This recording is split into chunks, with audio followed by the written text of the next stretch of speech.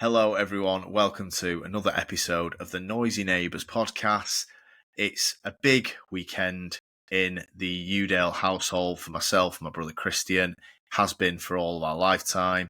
Sometimes good, sometimes bad for each of us. We've got this is the first derby since we started the channel. Christian, are you excited for this weekend?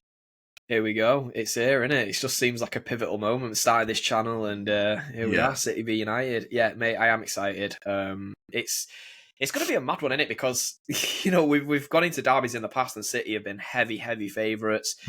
And this year, yeah, of course, we are favourites going in, but we have been less than consistent this year, and it's a strange, it's a real strange derby, and it's there to be won, isn't it? So we come into it in a slightly improved form. We have looked good in the past couple of games and started to get a little bit of a run together. United, stuttering and look a bit clueless, toothless in front of goal. But what's your thoughts? Yeah, no, I'm really looking forward to it. I mean, like I said, I think that when we first started this channel, and also I just want to shout out to anyone that subscribed, watching this and watching our videos, supporting us.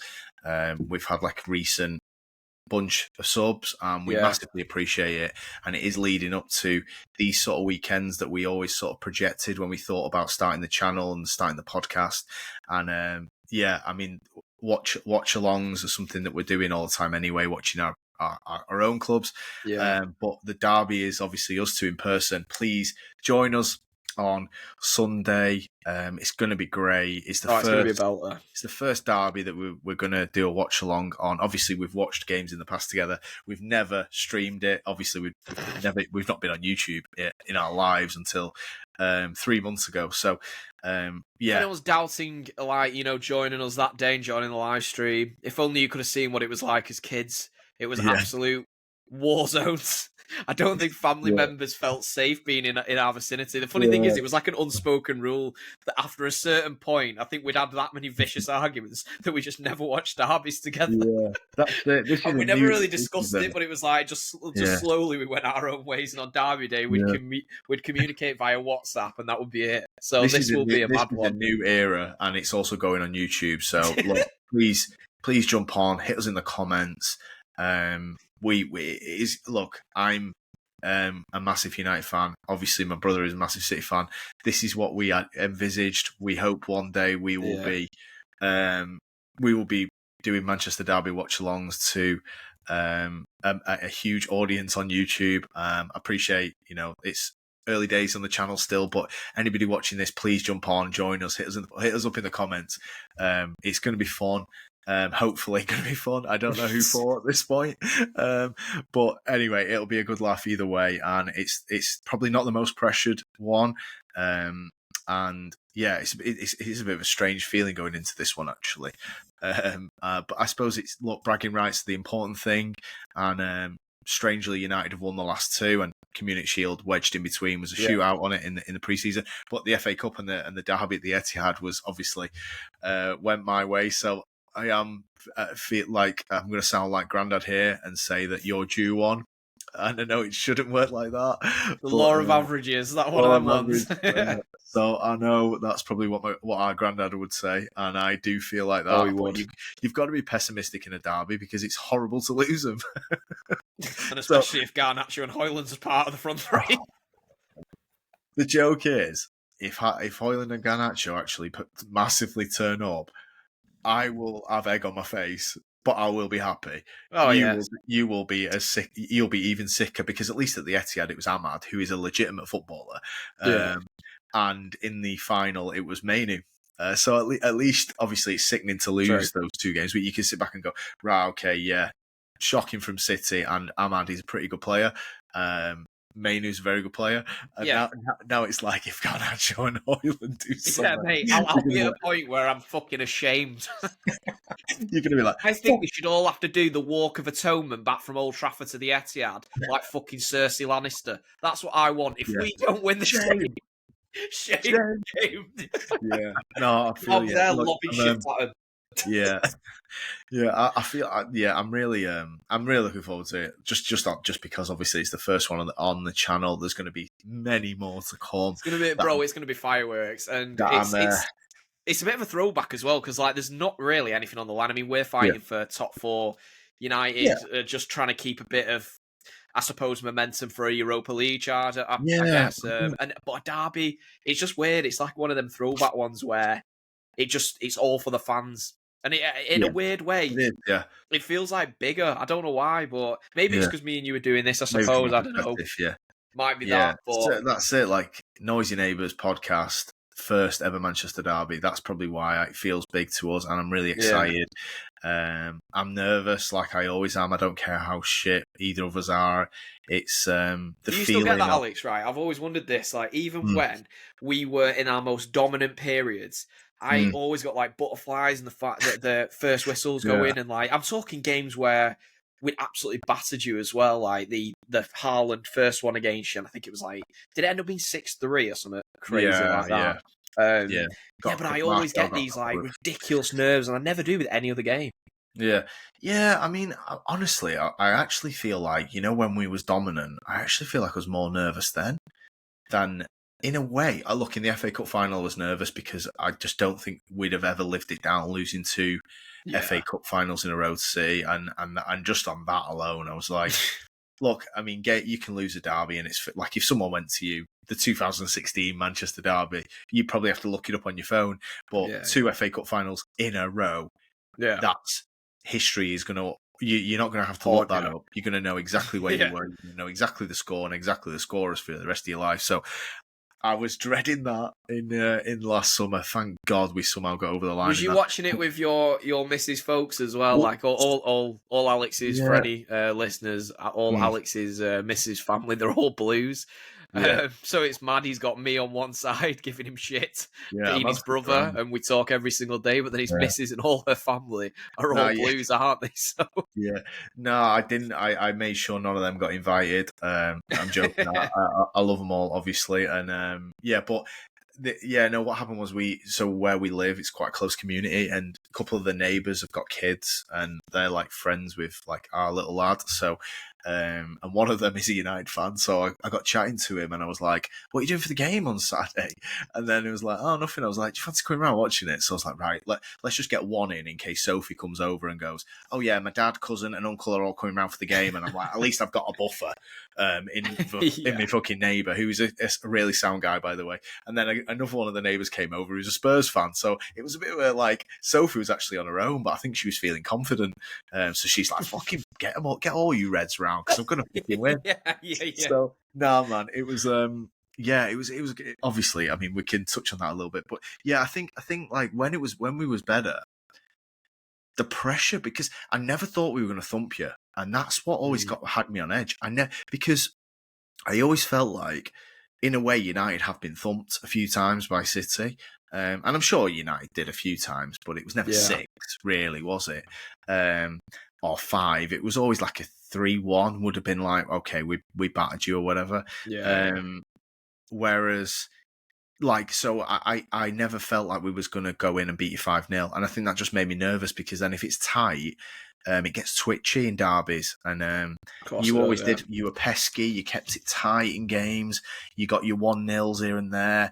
And even in the dominant years, even in those like 06 to 09 years, like it was like 1-0 to United. Yeah, we held in there, didn't we? Rooney got one. I think you beat the Tevez Ronaldo team. We got a few mad results, like a few counter punches. I remember Giovanni. Do you remember the 07 game? It was the 50-year anniversary of the Munich air disaster. Yeah, of course, Benjani. Yeah, Benjani. Yeah, but was it 2? It was 2-1 because Carrick got one in the last minute to make it nervous for you, didn't he? But yeah, Benjani scored this mad. We had like a weird succession of corners, and I think Martin Petrov just kept whipping him in and just like producing shit ball after shit ball. And then he had one, and Benjani did the maddest finish. It was off his shoulder or something. Yeah. And he went past Van der Sar. Weird shit always happened. Do you remember when Rooney scored in the first half and Ronaldo got a second yellow for handball? Yeah, when he went like that. And he blocked it. And they just never seem to. We never just seem to go and twat you 4-0. To be honest, we never did against Liverpool either. Even when they were, obviously you were worse than them. But like, you know what's happened in the last fucking recent years, where we've been Liverpool 7, you sent us for 6. I know Martial got a couple in the last minute to make it 6-3, but that was 6-1 after fucking 55 minutes. That was an absolute thumping. Shout out Ten Hag, by the way. That starting 11 was shocking, mate. Thank God he came up with something better for the FA Cup final. But yeah, no. So I'm looking forward to. Like I said, it's so hard to predict, and certainly at the moment, I have no idea. United have been we were going to do a proper preview, but it's not going to. I think it's just more fun to just talk about it a bit more loosely, just because I honestly don't know what to expect. The only thing I would say is no Haaland. But I'm guessing you're actually looking at that and maybe might sort of benefit you a little bit. If United sit in, maybe some of your more technical players pulling us about a bit. Well, I think on that, Alex, you look at a lot of the pundits and they all jump on this thing that Haaland doesn't have a lot of touches in games, and a lot of the fans do as well, and it is frustrating, but it's through no fault of his own. That's the way he plays, and that's the player that we invested in, and he is an absolute killer in front of goal. Yeah. But I do think City over the years, it has, look at our most dominant eras, even the false 9, it was so effective. Yeah. And Marmoush is going to drop in, he is going to make it more difficult. I do think two big centre-backs, you said it the other day, I think they do prefer more a target man. They know exactly what's happening. They know what their objectives are all game. I think having a player like a Marmoush, Alvarez, a Foden in them areas, them pockets, I think it makes it incredibly difficult, because it creates a situation where they don't know when to drop. And then if Marmoush drops and one of the other guys pushes on, and also I think you'll find it in this game with Marmoush starting, which I'm guessing he will do. Whoever the wingers are, I think they will interchange, and they're going to make it difficult. They're going to, like you say, pull them into positions that the defenders aren't comfortable in and aren't prepared for. So it's I do honestly think I'm not going to say we're a better team without Haaland. That's not what I'm saying. So if anyone's watching that, it's not the point. I'm just saying, in a game like this, it could benefit us. That's all my point is. I mean, look, matchups make fights. If you in the boxing analogy, and I do think that United certainly at times under Amorim have been like structurally quite solid when they've sat in. Against Arsenal, they were quite comfortable at the Etihad. Maguire was fine. Look, I tell you right now, Maguire or whoever De Ligt, they will pick fighting with Haaland in a low block over being pulled out of positions by Marmoush, Foden on a sort of maybe not as low a block as you might get away with Haaland, because you're going to be playing a little bit further away from the pitch and pulling us up. No, you're so right. That's why I'm a little bit more like, look, Haaland's a phenomenal goal scorer, but I also think that the matchup is like, look, if Maguire has a great game, you never know. When the Etihad did well, Maguire did well, I know. And then in the FA Cup final, it was Varane, who is obviously Varane's a much better centre back than anyone we've got now. But it was the same principle, wasn't it? Haaland occupies it. He's a straight up 9. You know what I mean? You're going into that game. Varane knows he's in for a battle. However, he knows exactly how it's going to play out.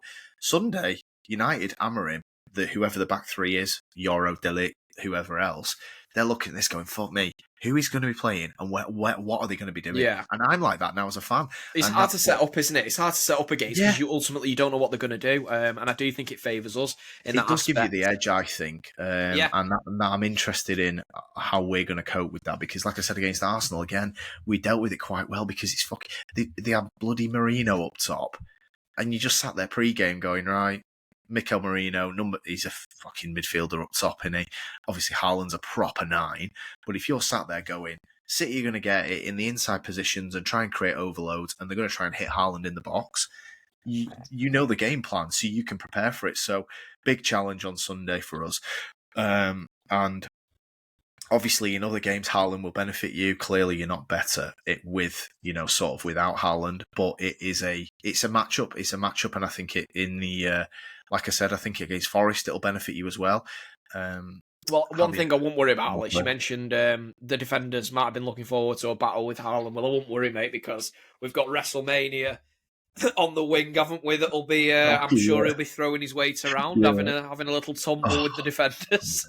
Doku and Dallo. Christ, the young lad called Jeremy Doku. Can we just put them idiots on WWE Raw tonight instead?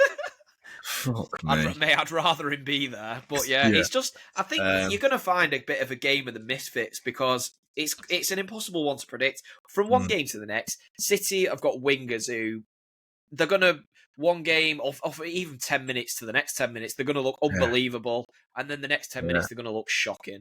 And that's where we're sort of at in this weird transitional period. You, on the other hand, I don't know what you would call United's period. I certainly wouldn't say it's transitional. I'd say it's more needs demolishing and fucking going again.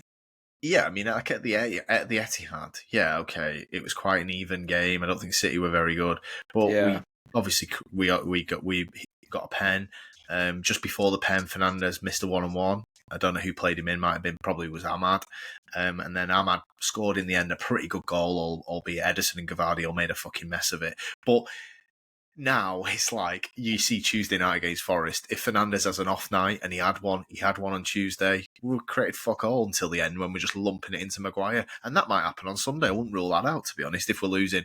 So that's it. I think United just lacking them areas of individual brilliance. You brought up the likes of Mainu, and I know he's not had the greatest year. Mainu, and then Ahmad, I think they're lacking of that cutting edge.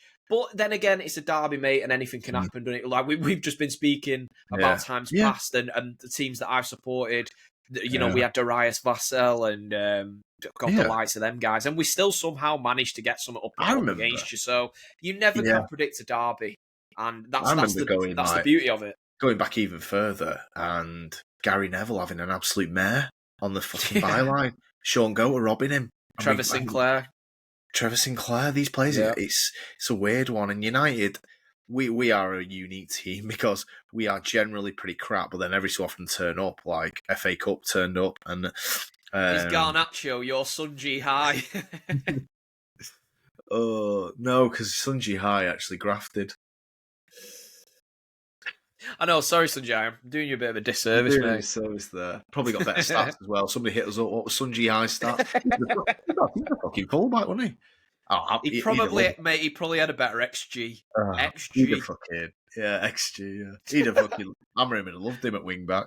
Yeah, I'm looking forward to. I'm looking forward to the thing, and we're going to try and get something out there. But yeah, 4 p.m, 4:30 kickoff. We're going to go live at 4 p.m. hopefully, and yeah, man, it's going to be. Be there or be square. No, it's going to be funny as hell. Join us. It's going to be great, and this is what it's about. If anybody remembers the old Sky Sports fan, I was thinking this, bro. And they used to just get not even just United City, it would be random. Yeah. It had a name, but it was like basically fan zone.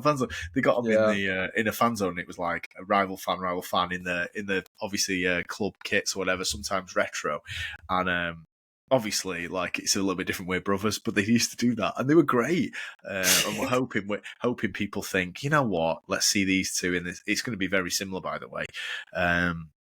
Look, either way, unless our clubs do the absolute impossible and just to piss us off on the pod, they do. Yeah. They somehow stink it out again 0-0. If it's anything other than that, it's going to make great viewing because one of us is going to be going off, or both of us. And the way we're playing, the way our defences play, Jesus Christ, I think there's going to be moments where both of us are going to be going off. So yeah, there's no way it's going to be 0-0. And I think the last 0-0 was when that dinosaur Jose stunk one out towards the end of the season. Yeah. So yeah, it won't be doing that. For all of Amorim's critics, he does try and attack against every big game we've played. We've actually been pretty good in, really. We've not been twatted in any of them, really, including the reverse fixture. We've had some tongue-in-cheek thoughts about it, but just on a more serious note, what's your midfield and what's your front three? And also, what's your prediction as well on the back of that? I'm going to have to go 3-4-3 because that's what he's going to line up. Yeah. I would go with... it's a nightmare because Bruno has not been good as part of the front three. So you've got to go Bruno and Casemiro in centre mid and hope you get by on that with a bit of a low block. Does Mount get a place for you? Yeah, I would go Mount, Yeah. Mount, Hoyland, and Xerxes up top, and leave Garnacho on the bench for something else, and then Dorgu and Dallo at the wing backs, Yeah. and Mazraoui. I wouldn't play. If Haaland was playing, I would play Maguire. I just think there's no point playing Maguire now, to be honest. So I'd go Mazraoui. Yeah. De Ligt and Yoro, I thought they were pretty good. I thought out of everyone, I thought they performed pretty well. And I want to see, we got to see let's use this opportunity to see a little bit more of Yoro. And he has shown a bit more better signs, and we've got big games coming up in the Europa League. So I'm sure he'll have chances in that. But look, this is a derby. It doesn't matter how bad, where we are in the league. Let's see how they perform in a pressure cooker game at OT, and that'd be my team really. And then if Bayern was fit, I'd play him over Onana because Onana's fucking shite. But yeah, and then look, if you have got Garnacho off the bench, I think when it gets a bit more stretched, he has more chance of doing something, because if it's fresh Garnacho against a fresh defender, forget it. He can't work it hard. If it's last minute and he's got a bit more about him, you know. So that would be my team. What's yours? Reverse question. You'd be maybe a little bit shocked. Obviously, no Haaland. I'd go. I won't go into the defence because ours gets fucking changed around that much anyway. It's pointless. Yeah. But at the other end of the pitch, I'd go Grealish, which you might actually be shocked with, and it's not just because he scored. I think he is pound for pound. He is one of our better players on the ball. I think he'll give us control over the game. He'll break the game up. He'll win important fouls. He is hard to dispossess. He's got a good pass on him. I think he'd be quite important in that match. So I'd go Jack Grealish left. I'd go Marmoush central. Obviously, like we were just discussing, he's going to interchange. And then it gets to your difficult point. So I would go with Savinho, only because he did look good in his last match. I think he is more of an out-and-out winger. Foden he's struggled of late. I don't think it does him any favours to throw him out wide. However, I do think there is still a place for Foden. I think we've got to go Gonzalez midfield, Kovacic, and I would put Foden central, so as part of the three. Probably will be I don't think he will do this. Gundogan will 100% play that game. It'll either be Gundogan or Bernardo. It wouldn't surprise me if he does fucking both. Which, to be fair, mate, if he does, I tell you what, I'll be already stressing at 3:45 if I see Bernardo and Gundogan in the lineup, because we've seen it this year and they can be got at. It doesn't matter what United's level is. Yeah. They can be got at. So. In theory, like, you would think, okay, let's play Ugarte, because it makes sense for him. This is a game for Ugarte. Fred, I always thought Fred did quite well against City. Certainly in the wins, Fred. If we won, Fred always had a good game. Yeah, and Ugarte, in my opinion, is a similar player. I actually think he's a little bit worse than Fred. Fred would have been perfect for this fixture now, especially with City's lack of legs in midfield. I actually think, as bad as this sounds, if we went Gundogan, Bernardo as some sort of midfield rotation role, I actually think you'd have the edge with a guy like that. Yeah, I mean, I am thinking that, but then it's like, where do you play Fernandes? And Fernandes has to play, and he's been crap. Yeah, of course. He's been crap in that advanced role.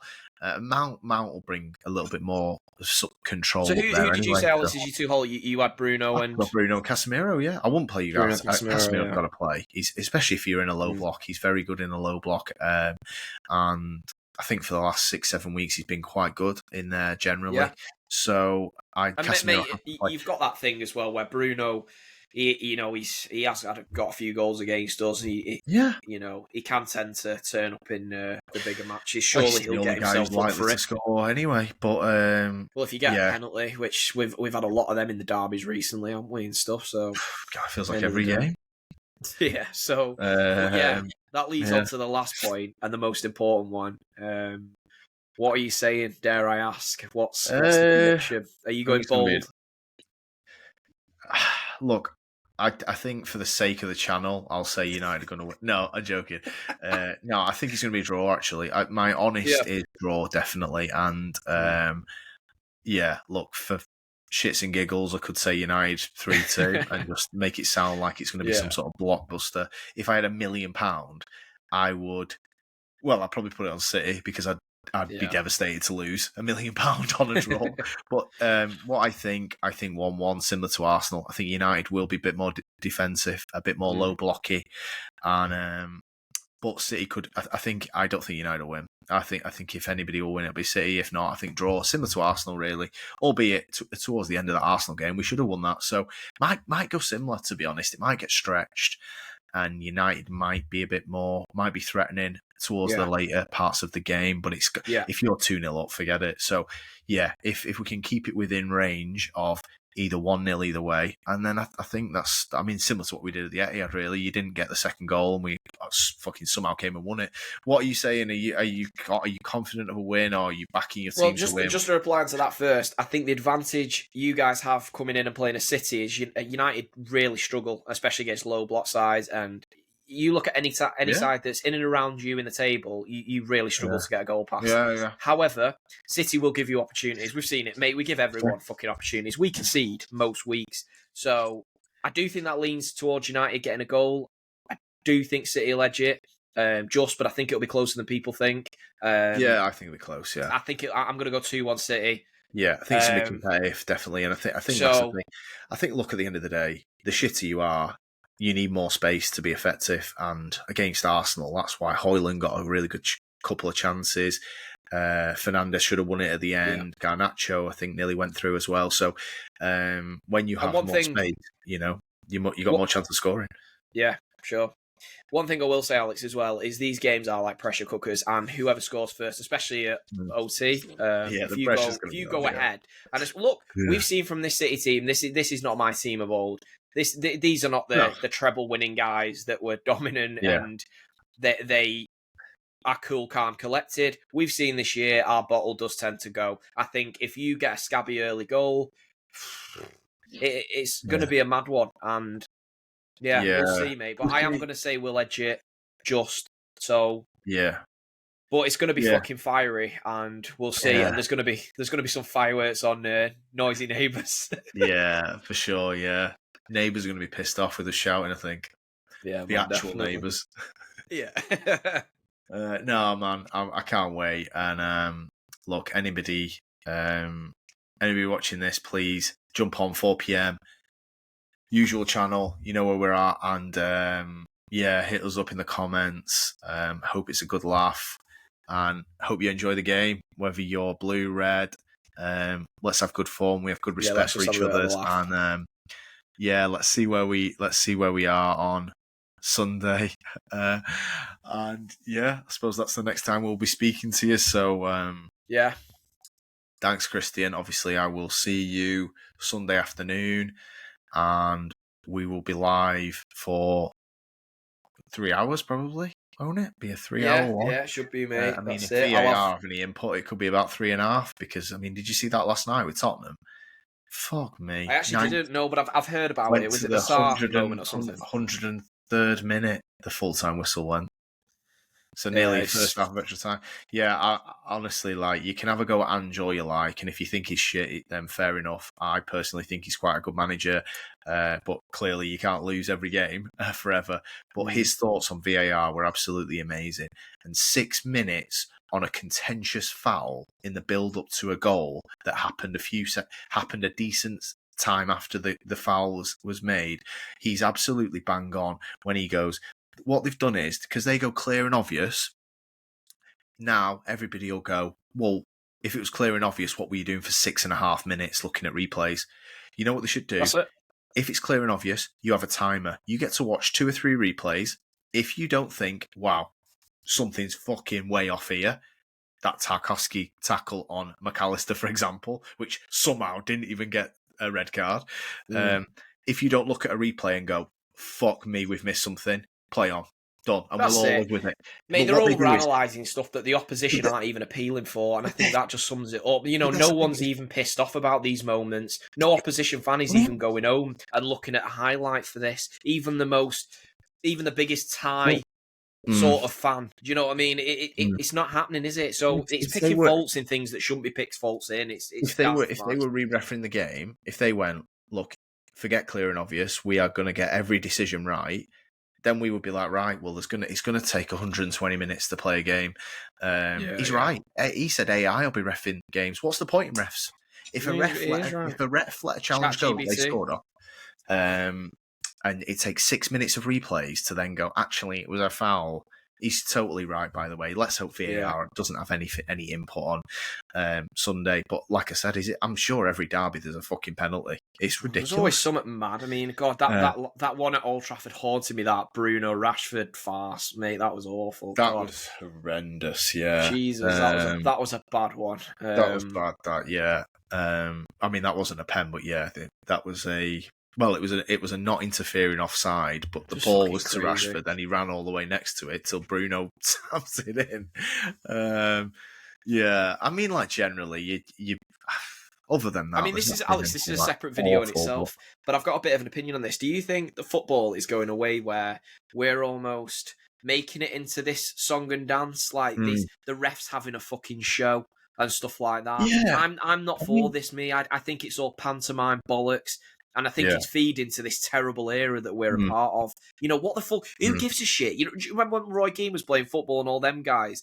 You didn't want to hear or see a ref explaining why a decision was made. Just fucking do your job. A foul's a foul. And if you can possibly play on a game and not break a game up as much as possible, now they're being centre of attention. They're that much of the centre of attention. We're seeing them on BT having a fucking hour show, for fuck's sake, man. That's it. You're right. It has become a bit of a circus. Form of entertainment. VAR was brought in to stop your absolute gaffes. And look, there has been moments where they've done that. In my opinion, that on Wednesday, when Tarkowski nearly broke McAllister's leg, was a gaff. He should have got a straight red. He should have got a straight red real time. He should have got one for VAR. But even with VAR, he didn't get a straight red. You're still cocking it up. Yeah, that's the thing. It's not reduced the errors, has it? I mean, there's been incidents like, I remember in an Ollie derby when Bernardo absolutely smashed Rashford in the box and the ref didn't give a pen. Now, we went on to win that derby because VAR correctly overturned it, gave the pen. Rashford scored the pen, and then it was 2-1 in the end. I can't remember the game. I think maybe Otamendi got a late consolation or somebody did. Marshall scored as well, didn't he?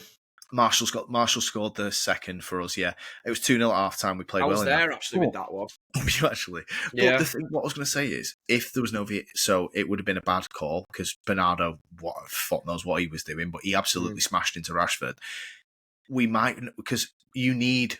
At that time, you were really good, and we were like a counter-attacking negative team under Ollie. We needed a foot in the door, and like that was a big thing for us to. If we didn't get that pen, we might have lost. I know then we went on and got another one on the counter with Martial, and we got over the line. So there is games where you look at it and go, oh, thank God VAR was there as a bit of a buffer. Yeah, of course. In games like that. And, you know, look, if you get a cheap VAR, I don't think that personally, you know, like when you get one where you're looking at it going, oh, even on the replay, I don't love this for myself. Yeah. But, you know, when you're looking at something, you think, fuck me, that would have cost us back in the day. So, look, I think there's a world for it. But it's how they're implementing it. Yeah, we've all benefited and we've all ultimately come a cropper on it as well. But I just think overall, is football better for it? And the answer to that for me is no. Well, it's a resounding no. So, like I said, it's an episode for another day. But why can't they just look at something and just go, right, if we think there's that VAR get 20 seconds, which is probably 3 replays, 3 angles. If you don't think there's anything the referee has got wrong in those 3 replays, play on, done, check over. That's it. Yeah. Especially on fouls, 50-50s and challenges and in the build-up. If the ref's 10 yards away, let him fucking ref the game. If he didn't think Sarr fouled him last night, why are you re-reffing the game from a fucking caravan in Stockley Park? Do you know what I mean? Yeah. Fucks me off. So hopefully, look, them twats, it'll be funny, won't it, if there is something on Sunday and we have to relive it. We'll come back to this conversation then. Definitely. But bro, we'll just look forward to it, mate. I'll have my Balotelli kit on. I'll be waving at you when you're coming up the drive, so you'll know who I am. Yeah, it's going to be great. Can't wait. All right, man. Thanks a lot, Christian. See you on Sunday, 4 p.m. Join us, YouTube, usual channel, 4 p.m. time, 3 hours of Manchester derby with United fans, City fan, brothers. Yeah, let's do it. Okay. See you there. See you later.